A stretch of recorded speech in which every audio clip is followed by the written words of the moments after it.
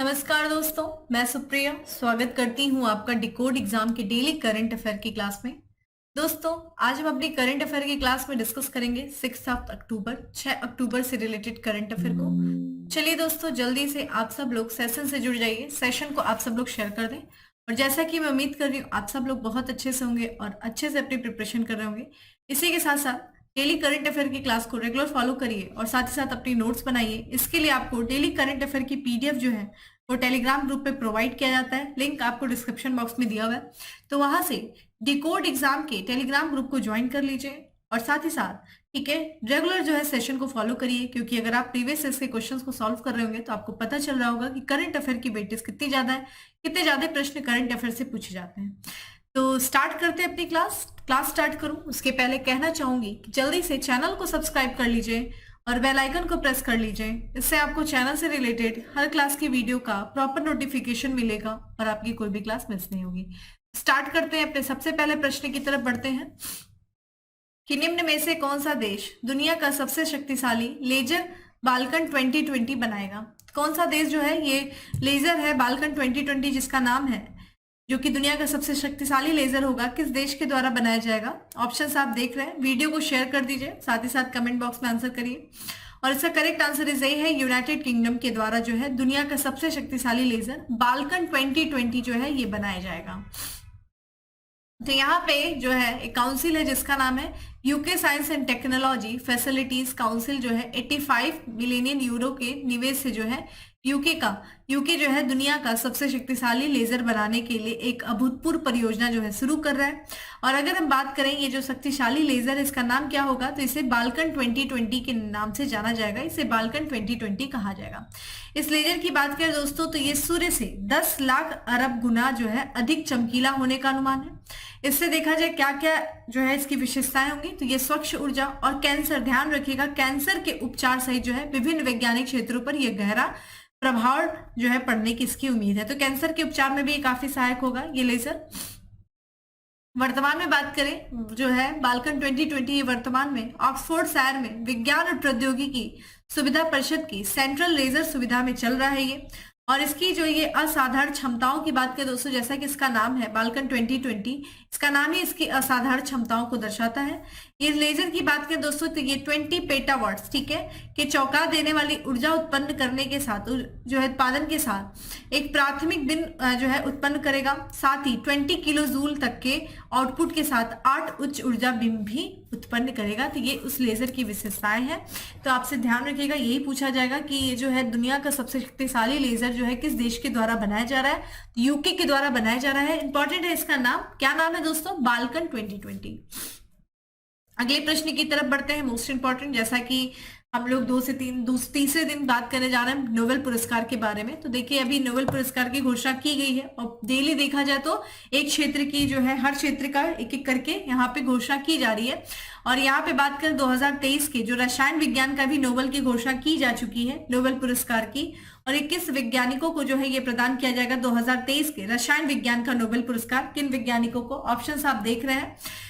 तो दोस्तों देखिए यहाँ पे पहला ऑप्शन क्या है, मोंगी जी बावेंडी, लुई ई ब्रूस, एलेक्सी एकिमोव। तो इसका जो करेक्ट आंसर है उपयुक्त तीनों लोगों को जो है तीनों वैज्ञानिकों को संयुक्त रूप से रसायन विज्ञान का पुरस्कार नोबेल पुरस्कार 2023 प्रदान किया जाएगा।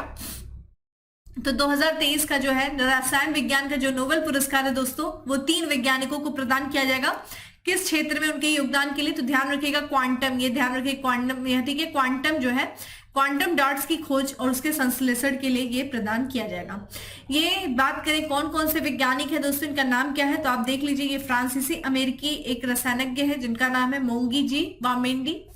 ठीक है, अगले देखिए अमेरिकी वैज्ञानिक है जिनका नाम है लुइस ई ब्रूस और एक रूसी मूल के हैं एलेक्सी मेकमोव। इन तीनों लोग को संयुक्त रूप से 2023 का रसायन विज्ञान का नोबेल पुरस्कार प्रदान किया जा रहा है। और इन तीनों लोगों ने किस पे कार्य किया, तो क्वांटम डॉट्स की खोज के लिए, उसके संश्लेषण के लिए। क्वांटम डॉट्स की दोस्तों बात करें तो ये देखें क्वांटम डॉट्स जो होते हैं एक छोटे नैनो कण होते हैं, उनके गुण उनके आकार से निर्धारित होते हैं। ठीक है, इसकी खोज में देखा जाए तो QLED टेलीविजन और LED लैंप की तकनीकी में महत्वपूर्ण योगदान दिया है, जहां ये नैनो कण जीवंत रंग बनाने में सहायक होते हैं। ठीक है। तो क्वांटम क्षेत्र में, क्वांटम डॉट्स की खोज में, उसके क्षेत्र में योगदान के लिए 2023 का नोबेल पुरस्कार इन 3 वैज्ञानिकों को दिया जा रहा है। देश भी याद रखिएगा, कई बार पूछ देता है कि ये किस देश से संबंधित है, ठीक है। अगला प्रश्न है दोस्तों, ये भी अवार्ड से संबंधित है, लेकिन ध्यान रखिएगा ये बहुत इंपॉर्टेंट है क्योंकि ये पहली महिला है, ठीक है, भारत की पहली महिला जिनको ये अवार्ड मिलने जा रहा है। कि ग्लोबल इंडियन अवार्ड पाने वाली पहली महिला कौन बनी है दोस्तों। ऑप्शंस आप देख रहे हैं, जिन्हें आंसर पता है वो आंसर करे, साथ ही साथ वीडियो को शेयर कर दे। तो यहाँ पे ध्यान रखिएगा, ये इंफोसिस की पूर्व चेयरमैन रह चुकी हैं सुधा मूर्ति। इनको जो है ग्लोबल इंडिया अवार्ड पाने वाली ये पहली महिला बनी है। तो जैसा कि आपको पता है, इनकी तस्वीर आप देख सकते हैं। देखिए, प्रसिद्ध लेखक और परोपकारी और इंफोसिस के जो संस्थापक हैं दोस्तों, एन नारायण मूर्ति, उनकी धर्मपत्नी है, ठीक है, सुधा मूर्ति। और इनको देखा जाए टोरंटो, जो कि कनाडा में है, तो कनाडा में, ठीक है, टोरंटो में एक भव्य इंडो कैनेडियन समारोह आयोजित किया गया और उसमें कनाडा इंडिया फाउंडेशन के द्वारा जो है ग्लोबल इंडियन अवार्ड से इन्हें सम्मानित किया गया। किसे दोस्तों, सुधा मूर्ति को किया गया। इस पुरस्कार में देखा जाए तो जिसका मूल्य देखिए, यह पुरस्कार जिसका मूल्य देखा जाए तो $50,000 है। यह प्रतिवर्ष देखा जाए तो उत्कृष्ट भारतीय व्यक्तित्व को प्रदान किया जाता है जिसने अपने संबंधित क्षेत्र में एक अमिट छाप छोड़ी है। तो एक तरीके से इन्होंने देखा जाए तो सुधा मूर्ति ने जो कार्य किया, जो इन्होंने अपने क्षेत्र में, जो अपने संबंधित क्षेत्र में इन्होंने कार्य किया, उसके लिए इनको ये पुरस्कार प्रदान किया गया है। और ध्यान रखिएगा, ये पुरस्कार प्राप्त करने वाली पहली महिला बनी है, ठीक है। अगले प्रश्न की तरफ बढ़ते हैं। अगला प्रश्न है कि निम्न में से किस देश ने दक्षिण पूर्व एशिया की पहली high speed railway Bush launch किया है। तो पहली हाई स्पीड रेलवे किस दक्षिण पूर्व एशियाई देश ने लॉन्च किया है, जिसका नाम है बुश। ऑप्शंस आप देख रहे हैं दोस्तों, और इसका करेक्ट आंसर जो है वो है सी है, इंडोनेशिया, ठीक है। तो इंडोनेशिया के जो राष्ट्रपति है दोस्तों, जिनका नाम है जोको विडोडो, उन्होंने आधिकारिक तौर पे देखा जाए तो दक्षिण पूर्व एशिया के पहले हाई स्पीड रेलवे का उद्घाटन किया है। और ये देखा जाए तो देश के बुनियादी ढांचे के विकास में ये एक महत्वपूर्ण मील का पत्थर साबित होगा, ठीक है। तो इंडोनेशिया में किया गया है दोस्तों दक्षिण पूर्व एशिया के पहले हाई स्पीड रेलवे का उद्घाटन। किसके द्वारा किया गया है, तो इंडोनेशिया के जो राष्ट्रपति हैं जोको विडोडो। ये एक महत्वाकांक्षी परियोजना, जिसे देखा जाए तो किस रूप में जाना जाएगा, तो वुशो हाई स्पीड रेलवे के रूप में जाना जाता है। चीन के बेल्ट एंड रोड इनिशिएटिव का ये एक प्रमुख घटक है। और ये देखा जाए तो 2 महत्वपूर्ण इंडोनेशियाई शहरों के बीच यात्रा के समय को ये कम करने को तैयार है। ये देखा जाए तो इसमें जो अनुमानित लागत आई दोस्तों वो $7.3 बिलियन आई है। और इस जो है स्मारकीय बुनियादी ढांचे परियोजना को मुख्य रूप से किसके द्वारा वित्त पोषित किया गया है, तो जैसा कि ये चीन के बेल्ट एंड रोड इनिशिएटिव का भाग है, इसलिए चीन के द्वारा ही वित्त पोषित किया गया है। तो ये ध्यान रखिएगा कि दक्षिण पूर्व एशिया के पहले हाई स्पीड रेलवे का जो उद्घाटन किया गया है वो इंडोनेशिया में किया गया है, ठीक है।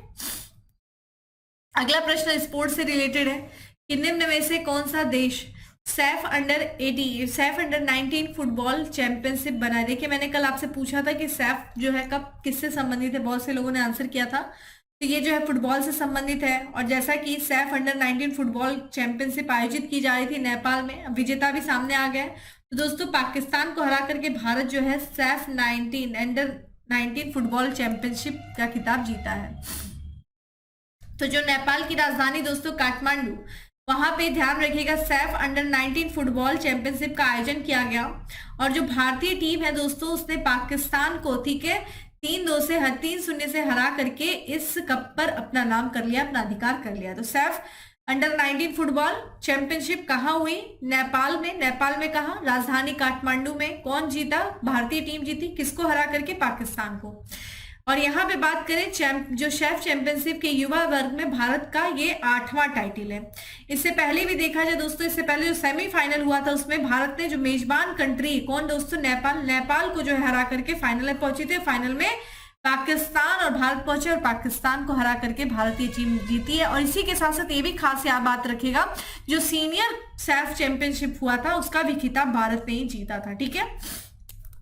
तो ये था दोस्तों स्पोर्ट्स से रिलेटेड। अब बात करते हैं अपने अगले प्रश्न की, जो कि दिवस से संबंधित है कि हाल ही में कब विश्व पशु कल्याण दिवस मनाया गया। तो विश्व पशु कल्याण दिवस कब मनाया गया, ऑप्शंस आप देख रहे हैं। और इसका करेक्ट आंसर है दोस्तों 4 अक्टूबर को। तो 4 अक्टूबर को विश्व पशु कल्याण दिवस मनाया गया। हर साल दोस्तों देखा जाए जो है 4 अक्टूबर को विश्व पशु कल्याण दिवस मनाया जाता है। यह दिवस जो है देखा जाए एक तरीके से पशुओं के कल्याण को बढ़ावा देने, उनके अधिकारों की रक्षा करने पर केंद्रित है। यह जो है पृथ्वी पर रहने वाले जो विविध प्रकार की प्रजातियां हैं उनकी सुरक्षा के लिए और उनके देखभाल के प्रति जो हमारी जिम्मेदारी है उसके प्रति लोगों को जागरूक करने के लिए यह दिवस मनाया जाता है। इस वर्ष की थीम क्या है दोस्तों? विश्व पशु दिवस की थीम क्या है? बिग और small, we love them all. ठीक है, वी लव देम ऑल, जो कि सभी आकार के जो पशु हैं उनके प्रति करुणा के महत्व पर ये थीम जोर देती है। ठीक है, इस दिन की बात करें, इस दिन की उत्पत्ति की बात करें तो एक हेनरिक जिमरमैन थे, उनके द्वारा जो है इस दिन की उत्पत्ति की गई। इन्होंने जो है हेनरिक जिमरमैन की बात करें तो इन्होंने 1925 में इस दिवस की शुरुआत की थी और आगे चल के 1931 में इटली फ्लोरेंस में, जो इटली का फ्लोरेंस शहर है, वहां पे अंतरराष्ट्रीय पशु संरक्षण कांग्रेस की बैठक के दौरान इस दिवस को मान्यता प्रदान किया गया। ठीक है, तो 1931 में इस दिवस को मनाए जाने की मान्यता प्रदान की गई और तब से देखा जाए 4 अक्टूबर को जो है कौन सा दिवस मनाते हैं दोस्तों? विश्व पशु कल्याण दिवस मनाया जाता है। इसी के साथ साथ हम बात करें दोस्तों 4 अक्टूबर को ये दिवस, 3 अक्टूबर की बात करें दोस्तों तो जो विश्व प्रकृति संगठन के द्वारा हर साल जो है विश्व प्रकृति दिवस मनाया जाता है। ठीक है, तो विश्व प्रकृति दिवस कब मनाया जाता है? वर्ल्ड नेचर डे कब मनाया जाता है? 3 अक्टूबर को मनाया जाता है। और इस दिवस की बात करें तो ये विशेष रूप से जलवायु परिवर्तन के कल्याण जो है हमारे कारण जो है, जलवायु परिवर्तन के कारण जो हमारे पर्यावरण जो है के सामने जो आने वाली चुनौतियां उनके बारे में लोगों को जागरूक करने के लिए यह दिवस जो है मनाया जाता है। इसी के साथ साथ 5 अक्टूबर की बात करें, जैसा कि मैंने आपसे प्रश्न भी पूछा था, आप लोग ने आंसर किया था। हर साल 5 अक्टूबर को अंतर्राष्ट्रीय शिक्षक दिवस मनाया जाता है। तो एक तरीके से ये दिवस जो है, जो शिक्षक है हमारे, जो शोधकर्ता, जो रिसर्चर्स हैं, जो प्रोफेसर है, उनके काम को मान्यता देने के लिए जो है विश्व शिक्षक दिवस या फिर अंतर्राष्ट्रीय शिक्षक दिवस मनाया जाता है। कब मनाया जाता है? 5 अक्टूबर को मनाया जाता है। इस वर्ष की थीम क्या है दोस्तों विश्व शिक्षक दिवस की? हमें जो शिक्षा चाहिए उसके लिए शिक्षकों की आवश्यकता, शिक्षकों की कमी दूर करने के लिए वैश्विक अनिवार्यता। ठीक है, यह देखा जाए शिक्षकों को समाज में उनके बहुमूल्य योगदान के लिए, जो शिक्षक हैं दोस्तों, उन्होंने जो समाज में अपना बहुमूल्य योगदान दिया है, उनके योगदान को सम्मानित करने के लिए दिवस मनाया जाता है। और इस दिवस की जो घोषणा की गई थी वो यूनेस्को के द्वारा किया गया था 1994 में। तो यूनेस्को ने जो है 5 अक्टूबर को विश्व शिक्षक दिवस के रूप में मनाए जाने की घोषणा की थी 1994 में। तो ये कुछ महत्वपूर्ण दिवस है जिनके बारे में हम लोगों ने देखा। अब अगले प्रश्न की तरफ बढ़ते हैं और अगला प्रश्न है कि किस बैंक ने वित्तीय समावेशन को बढ़ावा देने के लिए मोबाइल हैंडहेल्ड डिवाइस, ठीक है, डिवाइस लॉन्च किया है? तो मोबाइल हैंडहेल्ड डिवाइस जो है किसके द्वारा लॉन्च किया गया, किस बैंक के द्वारा? ऑप्शंस आप देख रहे हैं, इसका करेक्ट आंसर है स्टेट बैंक ऑफ इंडिया के द्वारा। ठीक है, तो भारतीय स्टेट बैंक ने देखा जाए दोस्तों तो बैंकिंग सेवाओं का लाभ उठाने में पहुंच और सुविधा बढ़ाने के लिए जो है एक मोबाइल हैंडहेल्ड डिवाइस लॉन्च किया है। इसके जो है ये डिवाइस, ये जो इनिशिएटिव सेवा का जो अनावरण किया गया है वो दिनेश खारा के द्वारा किया गया है। और इसका उद्देश्य क्या है दोस्तों? वित्तीय समावेशन। वित्तीय समावेशन जिसे हम फाइनेंशियल इंक्लूजन कहते हैं दोस्तों, यानी कि एक तरीके से हर किसी को बैंकिंग सेवाओं से जोड़ना ही क्या है? वित्तीय समावेशन। और आप मुझे बताइए कि भारत सरकार के द्वारा वित्तीय समावेशन के लिए अभी तक सबसे जो है सफल योजना कौन सी शुरू की गई थी, जिसका नाम आप मुझे बताइए कौन सी योजना है जो वित्तीय समावेशन के लिए जो है शुरू की गई थी, किस वर्ष शुरू किया गया था? आप मुझे कमेंट बॉक्स में आंसर करिए। तो बेसिकली अगर हम बात करें जो कि मोबाइल हैंड हेल्ड डिवाइस है जिसका जो है लॉन्च किया गया जो स्टेट बैंक ऑफ इंडिया के द्वारा, ये इसका बेसिकली उद्देश्य क्या है? एक तो वित्तीय समावेशन को सशक्त बनाना और आवश्यक बैंकिंग सेवाएं जो है वो जनता तक पहुंचाना है। इसमें खास तौर पर देखा जाए उन ग्राहकों को बहुत लाभ होगा जो वरिष्ठ नागरिक हैं, दिव्यांगजन हैं, जो बैंकों तक नहीं पहुंच पाते हैं, उनको जो है इससे काफी लाभ होगा। ये जो मोबाइल हैंडहेल्ड डिवाइस है इसमें नगद निकासी, जमा, ठीक है, नगद जमा, फंड ट्रांसफर, बैलेंस पूछताछ और मिनी स्टेटमेंट सेवाएं जो है प्रदान की जाएगी। एसबीआई की देखा जाए तो यहाँ पे जो सीएसपी आउटलेट्स पर किए गए कुल लेन देन में इन सेवाओं का हिस्सा जो है वो प्रतिशत जो है 75% से अधिक है। तो यहाँ पे कुछ हमने देखा। इसी के साथ साथ कुछ नियुक्ति की बात कर लेते हैं बैंक से संबंधित। देखिए एक बैंक है जिसका नाम है साउथ इंडियन बैंक, और साउथ इंडियन बैंक के नए एमडी और सीईओ के रूप में किसे नियुक्त किया गया है? तो पीआर शेषाद्री को जो है नियुक्त किया गया है। इन्होंने किसका स्थान लिया दोस्तों? मुरली रामकृष्ण का स्थान लिया है। इंडियन बैंक के शामिल होने से पहले अगर हम बात करें पीआर शेषाद्री, तो ये जो है इसके पहले करूर वैश्य बैंक जो है उसमें ये इसी पद पे एमडी और सीईओ के रूप में नियुक्त है। अगर हम साउथ इंडियन बैंक की बात करें दोस्तों तो ये निजी क्षेत्र का बैंक है, ठीक है, प्राइवेट सेक्टर बैंक है, और इसका मुख्यालय देखिए केरल के त्रिशूर में है और इसकी स्थापना कब की गई थी? 1929 में जो है इसकी स्थापना की गई थी साउथ इंडियन बैंक की। ठीक है, कौन बनाए गए हैं इसके? तो ये बनाए गए हैं PR शेषाद्री। अगले प्रश्न की तरफ बढ़ते हैं। अगला प्रश्न है दोस्तों की, हाल ही में चीन के हांगझोउ में आयोजित एशियाई खेल 2023, ध्यान रखिएगा ये एशियाई खेल 2022 है, लेकिन कोविड के कारण जो है ये खेल 2022 में नहीं हो पाया। इसका आयोजन 2023 में किया जा रहा है। तो कई जगह आपको 2022 भी लिखा हुआ आ जाएगा, तो आप कंफ्यूज मत होना। तो जैसा कि एशियाई खेल 2023 में भाला फेंक स्पर्धा में गोल्ड मेडल किसने जीता है? तो जैसा कि आपको पता है, चीन के जो हांगझोउ शहर है वहां पे एशियाई खेल का आयोजन किया जा रहा है और उसमें जो है भाला फेंक स्पर्धा में गोल्ड मेडल और सिल्वर मेडल दोनों ही भारतीय ने जीता है। तो यहाँ पे जो है गोल्ड मेडल जीता है नीरज चोपड़ा ने, और किशोर जेना ने बात करें तो इन्होंने सिल्वर मेडल जीता है। तो भारत की जो नीरज चोपड़ा दोस्तों, उन्होंने चीन के हांगझोउ में जो एशियाई खेल 2023 का आयोजन किया जा रहा है उसमें भाला फेंक स्पर्धा में इन्होंने गोल्ड मेडल जीता है। इन्होंने देखा जाए कितने जो है मीटर तक भाला फेंका था, तो 18.88 मीटर तक जो है 88.88 मीटर तक इन्होंने भाला फेंका और अपने सर्वश्रेष्ठ प्रयास के साथ ही इन्होंने गोल्ड मेडल जीता। इसके अलावा दोस्तों हम बात करें तो इसके अलावा अगर हम बात करें दोस्तों, तो यहाँ पे भारत के जो किशोर जैना है उन्होंने भी 87.54 मीटर के सर्वश्रेष्ठ प्रयास से रजत पदक जीता। तो इस तरीके से देखा जाए तो भाला फेंक स्पर्धा में भारत ने गोल्ड और सिल्वर दोनों मेडल जीत लिए हैं। ठीक है, इसी के साथ साथ बात करें नीरज चोपड़ा की अन्य उपलब्धियों में, तो इन्होंने 2018 में जो जकार्ता एशियाई खेल हुआ था जकार्ता में, उसमें भी इन्होंने स्वर्ण पदक जीता है और अभी जो चीन में हांगझोउ में जो एशियाई खेल हुआ उसमें भी इन्होंने स्वर्ण पदक जीता है। अगला है दोस्तों परियोजना से संबंधित है कि हाल ही में तेलंगाना राज्य के में 800 मेगावाट के रामागुंडम NTPC परियोजना का उद्घाटन किसने किया है दोस्तों? तो ये किया प्रधानमंत्री नरेंद्र मोदी जी ने किया है। तो प्रधानमंत्री नरेंद्र मोदी जी ने तेलंगाना राज्य में दोस्तों 800 मेगावाट के रामगुंडम NTPC परियोजना का उद्घाटन किया। आपसे प्रश्न ये भी पूछा जा सकता है कि रामागुंडम NTPC परियोजना किस राज्य में है दोस्तों? तो ये तेलंगाना से संबंधित है। हाल ही में इसका उद्घाटन जो है प्रधानमंत्री नरेंद्र मोदी जी द्वारा किया गया। ये तेलंगाना के देखा जाए तो पेड्डापल्ली जिले में स्थित है और ये परियोजना देखा जाए तो तेलंगाना को कम लागत वाली बिजली प्रदान करेगी और राज्य के आर्थिक विकास में भी बढ़ावा देगी। तो ये बिजली जल विद्युत परियोजना है। NTPC को देखा जाए तेलंगाना सुपर थर्मल पावर परियोजना का चरण 1 जो है पेड्डापल्ली जिले में मौजूद रामागुंडम स्टेशन के परिसर में उपलब्ध भूमि पर 10,998 करोड़ रुपए की अनुमानित लागत से स्थापित किया जा रहा है। ठीक है, इसी के साथ साथ हम बात कर लेते हैं कुछ अन्य चीजों की।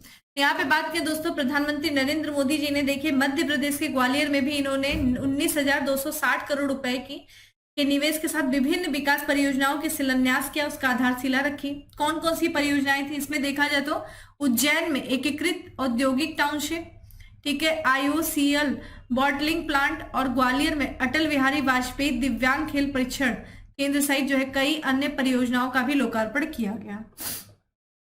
इसी के साथ साथ प्रधानमंत्री नरेंद्र मोदी जी ने देखा जाए तो राजस्थान के चित्तौड़गढ़ में लगभग 7,000 करोड़ रुपए की विभिन्न विकास परियोजनाओं की आधारशिला रखी जो कि राष्ट्र को समर्पित किया। इसमें देखिए कौन कौन सी है, तो महसाड़ा भटिंडा गुरदासपुर गैस पाइपलाइन है, आबू रोड में हिंदुस्तान पेट्रोलियम कॉर्पोरेशन लिमिटेड का, ठीक है, LPG संयंत्र है, अजमेर बॉटलिंग प्लांट में देखा जाए तो अतिरिक्त भंडारण Indian oil corporation limited, railway और सड़क परियोजना है, नाथद्वार में पर्यटन सुविधाएं और कोटा में भारतीय सूचना प्रौद्योगिकी संस्थान का जो स्थायी परिषद शामिल है।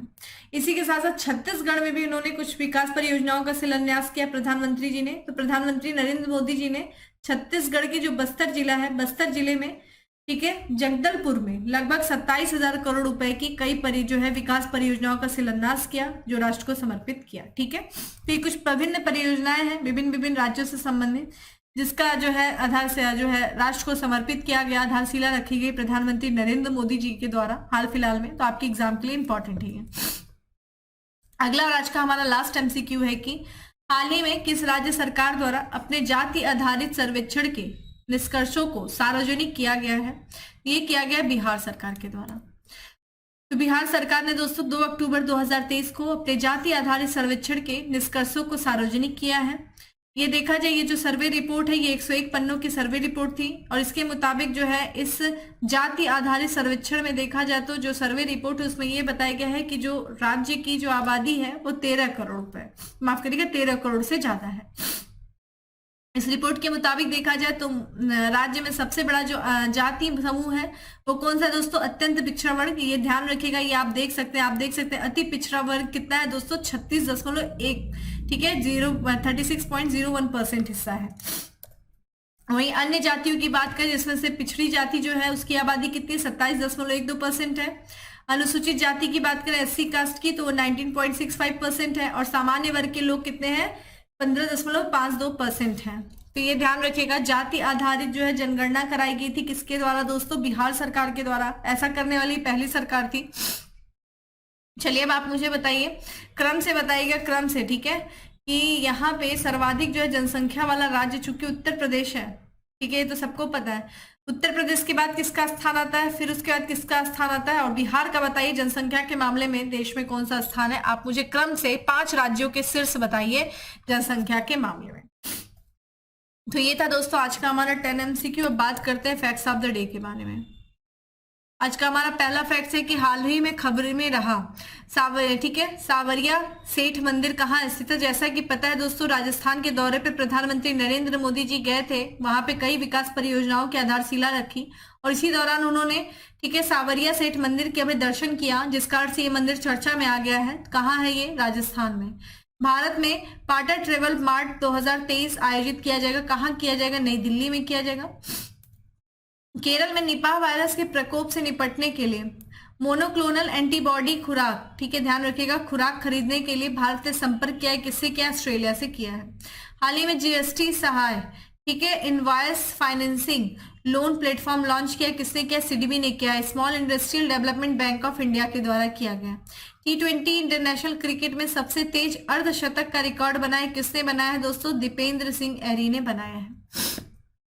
तो ये था दोस्तों आज का हमारा करंट अफेयर। उम्मीद करती हूँ आपको अच्छा लगा होगा। अच्छा लगा है तो लाइक कर दीजिएगा, ज्यादा से ज्यादा लोग को शेयर करिएगा और जो क्वेश्चन आंसर डिस्कशन के दौरान जो मैंने आपसे प्रश्न पूछा है उसका आप आंसर करिएगा। बाकी डेली करंट अफेयर की PDF ये आपको टेलीग्राम ग्रुप पे मिल जाएगी, लिंक आपको डिस्क्रिप्शन बॉक्स में दिया हुआ है, जाइए वहां से डाउनलोड करिए। ना सिर्फ डाउनलोड करिए बल्कि अपनी शॉर्ट नोट्स बनाइए, रिवीजन करिए। फिर मिलते हैं अपने अगले सेशन में, तब तक के लिए bye, have a good day, stay safe and stay happy.